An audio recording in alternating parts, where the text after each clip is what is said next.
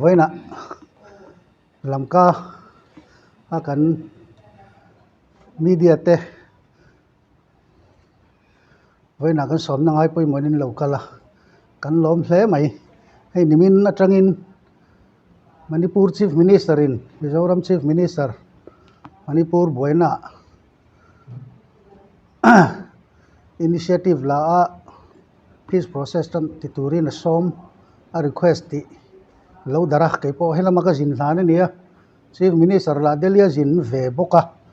kar khatlai ni chu Delhi lama to engma kanin biak lo lai nia kalau kre lok lawa mi news dar nu apo ama hi kan zot le phota nimin tlaya kanin be pop thea tukin jing apo nimin ni chin lok apo khan bea hilom dan chu ni e khatiang kha olan lo ni ta ka khan Union Home Minister Amit Shah ne na akala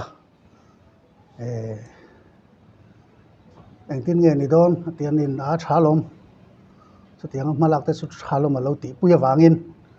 amaro chu ni chon kan Chief Minister ngai dana chuan civil society leaders ten an participate ve turani ti kha ngai dana nia ITLF te propose ang deuh leka news is mozo lama te lo lang ero khachu organization malming pakhat ma kalam lo civil societies te an participate ve turani ti kha ani mai chu kat ti dana chu atia chu lo convey ro te voina ho tur hi kania amaro chu kanin biak ta ka jin ti kha lo khe big chia lawa tur program kan seta kan distribute kha chuan minister zonga kan distribute kan ni kha lo jin dei to sia ka jin ti kha chia big lawa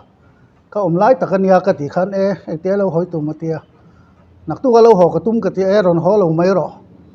khami vela kha a impact te public feed te khalam leader te ron kom ngal la ron cham ha ro ti vain kan cham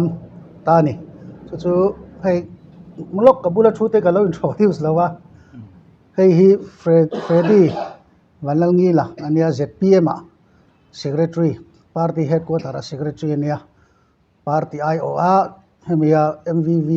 raising the ilom na tel tura party IO detail mena antelania kabulami hi lal entlinga chakchuak ani hi Zoro Thalai GS ania Zoro Thalai IO in rontela ani hi kan soi thui deunga jampui Tripura jampui lammi ani nge a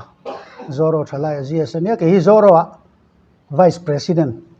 kanibok ani tim party kanong kaldonian party uluk takin soi khoma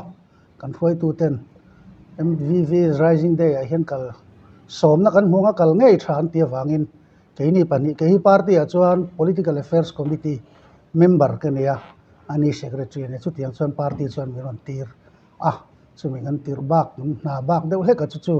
chief minister in la cham deula boruak te ron ngai chang ro atia wain kan cham ta nia